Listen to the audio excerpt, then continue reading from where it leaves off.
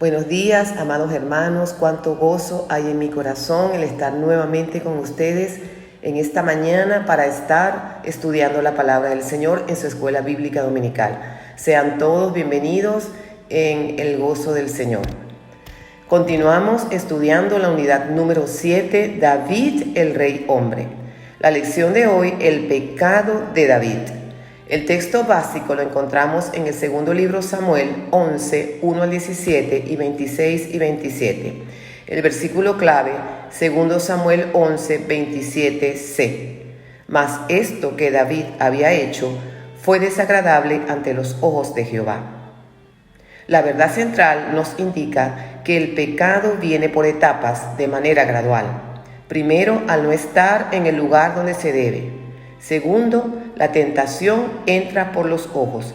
Tercero, ceder a esa tentación. Cuarto, buscar una justificación humana para la falta y el juicio de Dios. Tendemos a catalogar al pecado como leves o graves, pequeños o grandes. Si hiciésemos una encuesta y preguntásemos si el adulterio es malo, seguramente hay diversas opiniones. Unos dirían que sí y otros dirían que no. Si preguntásemos si el asesinato es malo, la mayoría diría que sí, a menos que sea una persona totalmente desequilibrada. Obviamente que dependiendo del pecado, tendrá sus consecuencias a los ojos de la justicia humana y a los ojos de Dios principalmente. Primera Juan 3:4 dice: todo aquel que comete pecado infringe también la ley, pues el pecado es infracción de la ley. No podemos llamar a lo malo bueno y a lo bueno malo. Todo lo que el hombre hace que es contrario a la enseñanza bíblica es pecado y tendrá sus consecuencias. La Biblia nos presenta no solo las virtudes de sus héroes, sino además presenta sus defectos y caídas, aunque hayan sido grandes y terribles. En esta circunstancia es donde podemos ver lo que es capaz de hacer una persona cuando se aleja de su Creador, y cuán grande es la misericordia de Dios para perdonar al que se arrepiente de su camino. Además, lo que un creyente en Dios aprende aún de sus propios errores y caídas. La semana pasada vimos al rey David actuando con misericordia en favor de Mefiboset, hijo de Jonatán. En esta ocasión veremos a David en una etapa triste de su vida, a quien Dios consideró como un varón conforme a su corazón, a pesar de haber cometido múltiples pecados, como lo estudiaremos hoy. Nuestros corazones se humillan al darnos cuenta de la fragilidad de nuestra naturaleza pecaminosa. Quizá hemos escuchado comentarios tales como: este hermano cayó en pecado. Es importante reconocer que la mayoría de las veces no se trata de un tropiezo aislado, sino un deslizamiento progresivo que avanza lentamente hasta llegar al borde del precipicio. En el caso de David ocurre exactamente así. Las Escrituras nos enseñan: cazadnos las zorras pequeñas que echan a perder las viñas, Cantares 2:15, dando a entender que un descuido en nuestra vida, así sea muy pequeño, da pie a una caída fatal. David era un hijo de Dios, que en un momento de descuido es sorprendido, seducido y llevado cautivo por el maligno. El primer punto de nuestra lección está titulado El ambiente propicio para la tentación, y lo encontramos en el segundo libro Samuel 11, del 1 al 3. Aconteció al año siguiente, en el tiempo que salen los reyes a la guerra, que David envió a Joab, y con él a sus siervos y a todo Israel, y destruyeron a los amonitas, y sitiaron a Rabá. Pero David se quedó en Jerusalén. Y sucedió un día, al caer la tarde, que se levantó David de su lecho y se paseaba por el terrado de la casa real. Y vio desde el terrado a una mujer que se estaba bañando, la cual era muy hermosa. Envió David a preguntar por aquella mujer y le dijeron: aquella es Betsabé, hija de Eliam, mujer de Urías Heteo. En los capítulos anteriores leemos sobre las múltiples victorias que David logró sobre las naciones vecinas, quienes quedaron como tributarias. Este capítulo abre contando que el enemigo al que Israel debía enfrentar era Amón. Sin embargo, en esa ocasión, David decidió no tomar parte activa, sino que se quedaría en la comodidad de su palacio. Se cree que el tiempo de guerra era en primavera, cuando ya había pasado el invierno y aún no había llegado el calor intenso del verano. El rey David no estaba en gran peligro de caer cuando combatía en los campos de batalla o cuando huía de Saúl. Su desplome sucede cuando todo parece estar bajo control. Dios nunca ha tratado de encubrir el pecado de sus siervos. El Espíritu de Dios, que todo lo sabe y todo lo examina, es el que revela esta historia con todos sus pormenores. Primera a los Corintios 2:10 dice: el Espíritu todo lo escudriña, aún las cosas profundas de Dios. De la tentación al pecado y sus consecuencias hay un trecho. David caminó todos sus pasos sin titubear. Santiago 1:13 al 15 dice: cuando uno es tentado, no diga que es tentado de parte de Dios, porque Dios no puede ser tentado por el mal, ni Él tienta a nadie, sino que cada uno es tentado cuando de su propia concupiscencia es atraído y seducido. Entonces la concupiscencia da a luz el pecado, y el pecado, siendo consumado, da a luz la muerte. Cuando el ejército israelita salió a luchar contra los amonitas, David decidió quedarse en Jerusalén, y esto resultó ser una decisión fatal para su vida. Lo que Satanás no había podido conseguir antes, lo consiguió esta vez de David cuando se quedó solo. Bastó un solo momento para que David diera lugar a una tentación que lo llevaría a caer en un pecado y que destruiría lo que hasta ahora él había logrado. ¿Qué sucedió en la vida de David para que cayese en tal profundidad de pecado? ¿Cuál fue el error que David cometió? ¿Cómo se encontraba David espiritualmente en ese momento? ¿Podía Dios evitar que David cayese? Con seguridad, se puede decir que Dios siempre provee una salida en el momento en que sus hijos son tentados. Pero David, sin embargo, rehusó tomar la salida y decidió contemplar la tentación, cayendo rápidamente en el pecado. El desplome de David no fue instantáneo. Podemos ver en las Escrituras pautas de que algo andaba mal en la vida espiritual del rey David. En primer lugar, descuidó su misión. Observamos que él no estaba en el lugar que tenía que estar. Era el tiempo en que los reyes salían a la guerra. Pero él no salió con su ejército. Su deber como comandante en jefe era estar al frente de la batalla. Cuando el creyente está ocupando el lugar que le corresponde en la batalla espiritual, va a ser menos propenso a caer en el pecado. Las Escrituras nos enseñan: vestíos de toda la armadura de Dios, porque nuestra lucha no es contra sangre ni carne, para que podáis resistir el día malo. Efesios 6:11 al 13. Una segunda pauta que nos indica que David tenía problema espiritual era el amor a lo fácil y un temperamento perezoso, que se refleja en el hecho de que él se encontraba durmiendo cerca del atardecer. Proverbios 6:9 nos advierten: perezoso, ¿hasta cuándo has de dormir? ¿Cuándo te levantarás de tu sueño? La tercera pauta fue una mirada fatal. La obligación moral de David al ver a la mujer bañándose debió ser inmediatamente apartar sus ojos. Si David no miró a propósito la primera vez, sí pudo haber evitado seguir mirando a la mujer, pero sus ojos continuaron mirando y le fueron ocasión para caer. David se quedó contemplando a la mujer, dejándose llevar por sus deseos carnales. La imagen que veía en sus ojos oscureció su mente, ya que no pudo pensar clara y sabiamente. David se dejó llevar por sus deseos carnales. No le fue suficiente mirar, sino que comenzó a inquirir acerca de aquella mujer. Sus mensajeros le informaron de que era una mujer casada y que se llamaba Betsabé y que era esposa de Urías el Eteo. Esto era suficiente para que David hubiese quitado su interés de aquella mujer, pero su corazón y su mente ya estaban cegados por malos deseos. Urías era uno de los oficiales más valientes de David.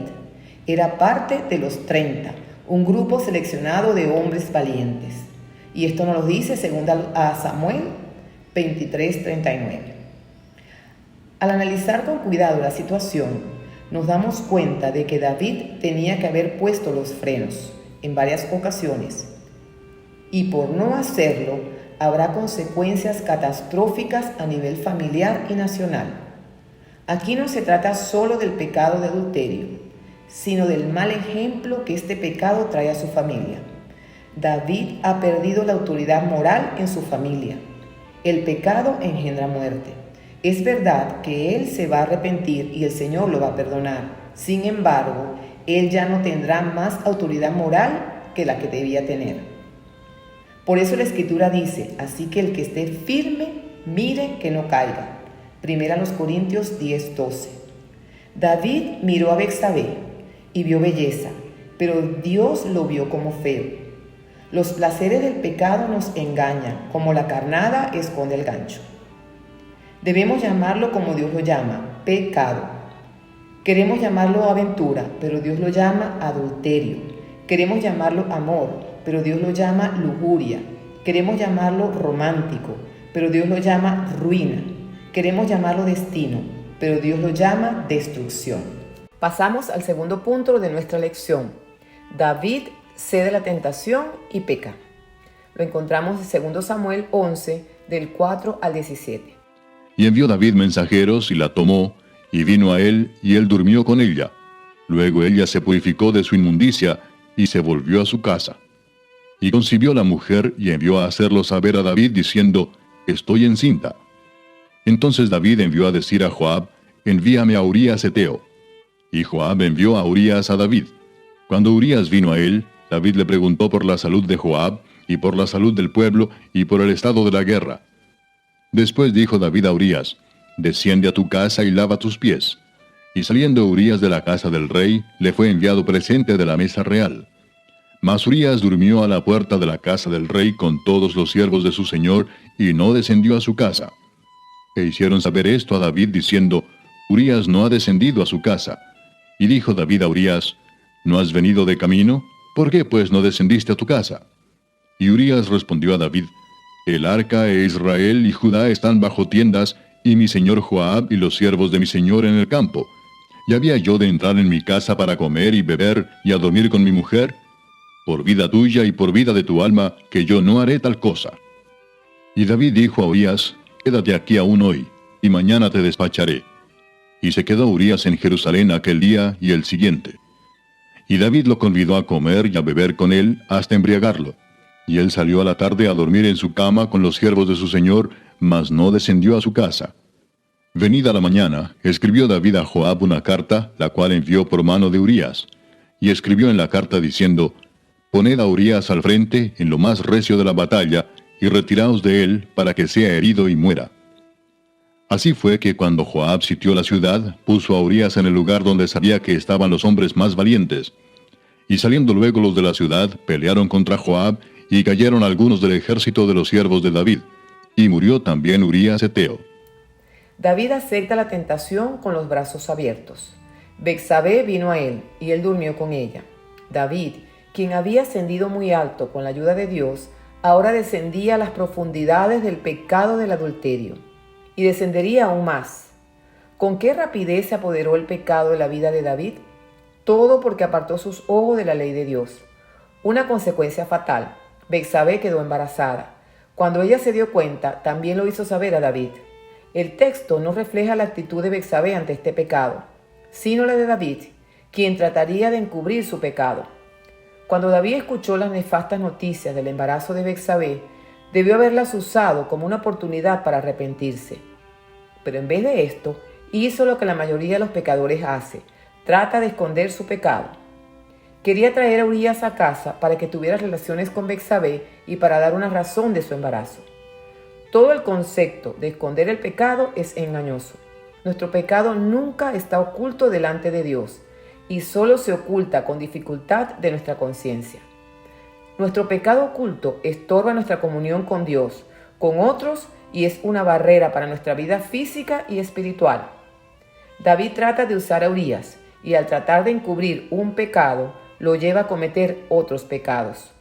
Con esto aprendemos que un pecado engendra más pecado. David recurrió a métodos viles al encubrir el adulterio.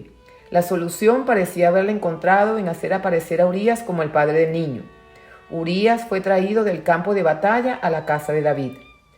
La frialdad que presenta David en este proceso es característica de nuestra naturaleza caída.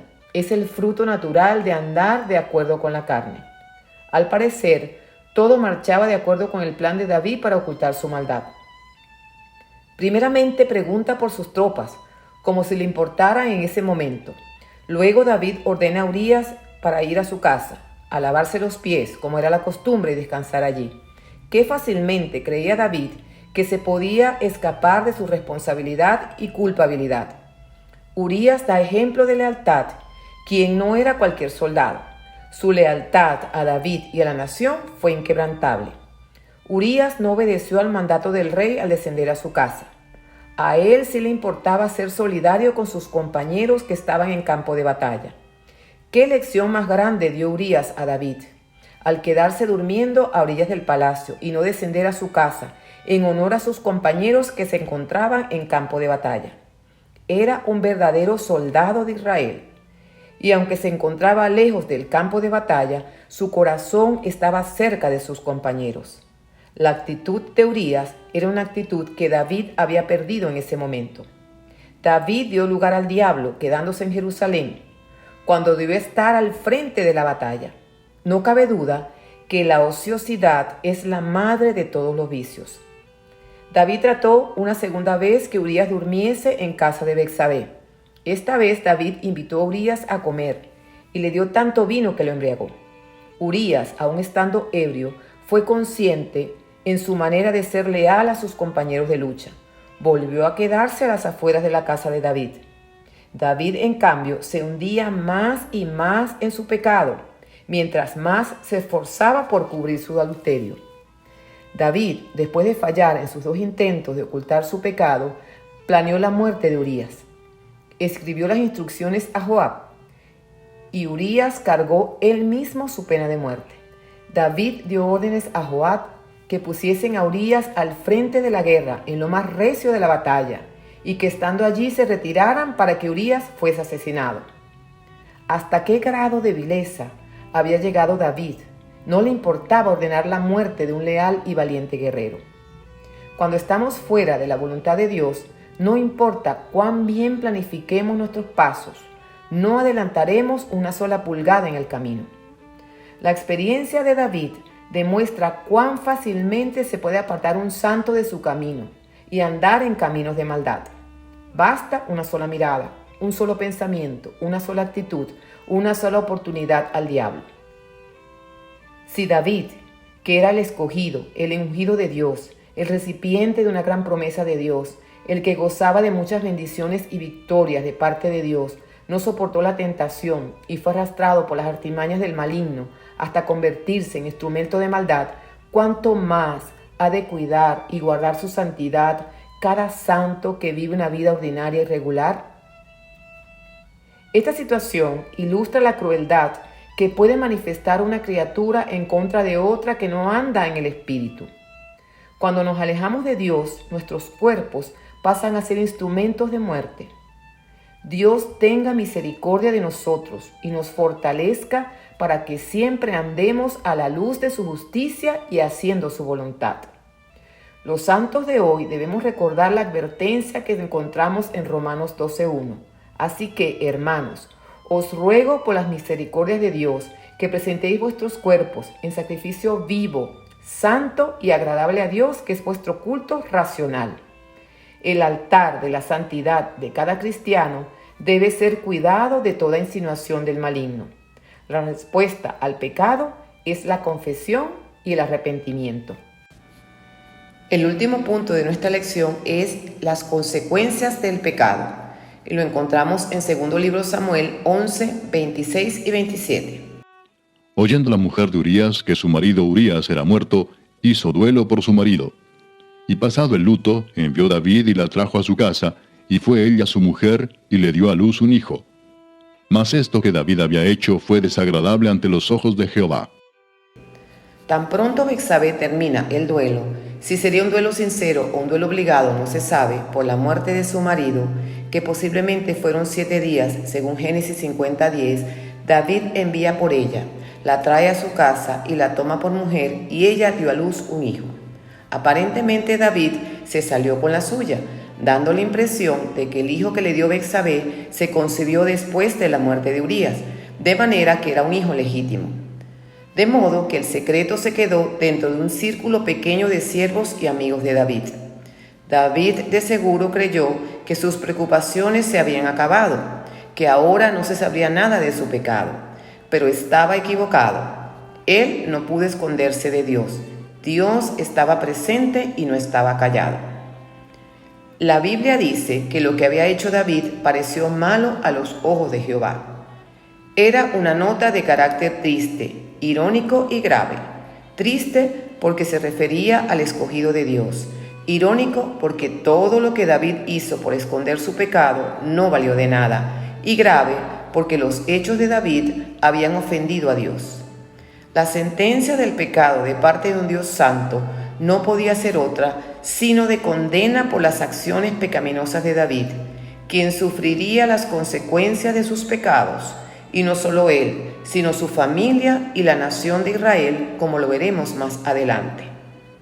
¿Será posible que este crimen que cometió David sea uno de los factores primordiales que lo inhabilita para hacer la obra más grande en su vida?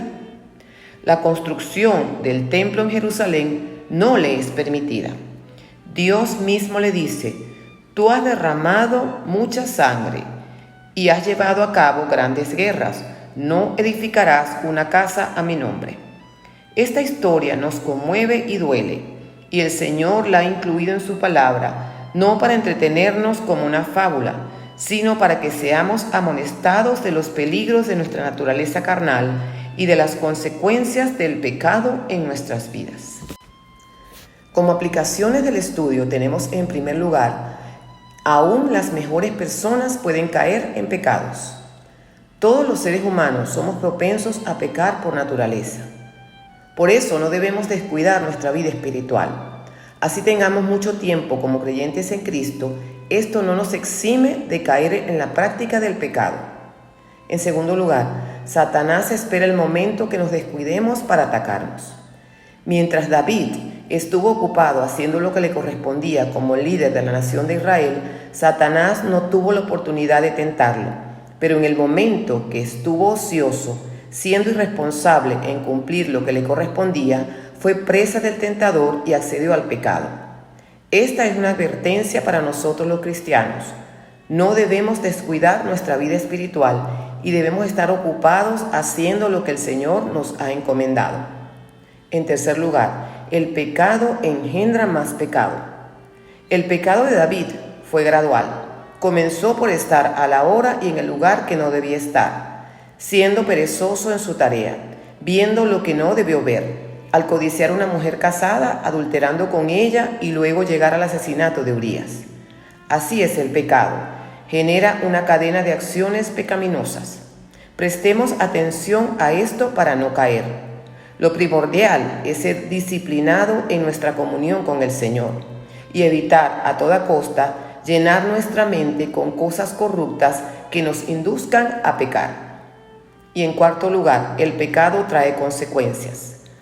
Cuando tomamos conciencia del peligro que el pecado hace en nuestra vida y las consecuencias negativas que trae, estaremos más preparados para enfrentarlo y vencerlo con la ayuda del Señor a través de su palabra, la oración y el poder del Espíritu Santo. Proverbios 4:23 dice: sobre toda cosa guardada, guarda tu corazón, porque de él mana la vida. Amén. Les invitamos para el próximo domingo a seguir estudiando la palabra del Señor. Que el Señor les bendiga.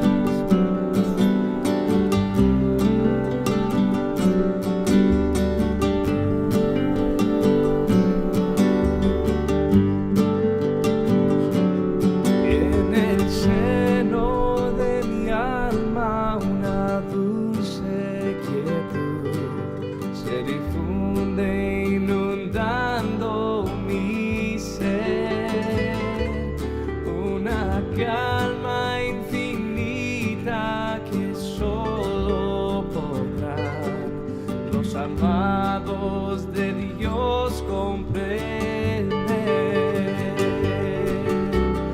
Paz, paz, cuán dulce paz es aquella que el Padre me da. Yo le ruego que inunde por siempre mi ser en sus ondas de amor celestial.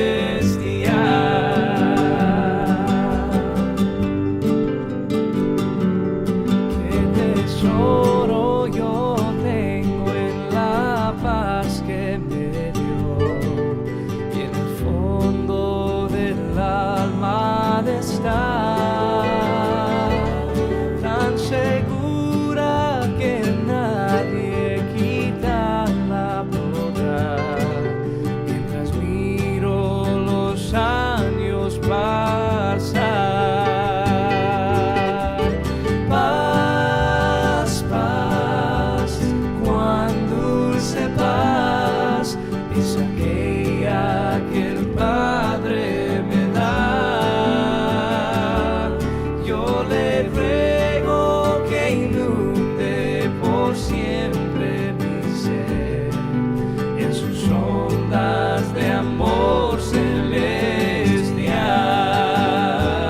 Sin cesar yo medito en aquella ciudad, el autor de la paz he de ver, y en que el himno más dulce que habré de cantar de su paz nada más he de ser.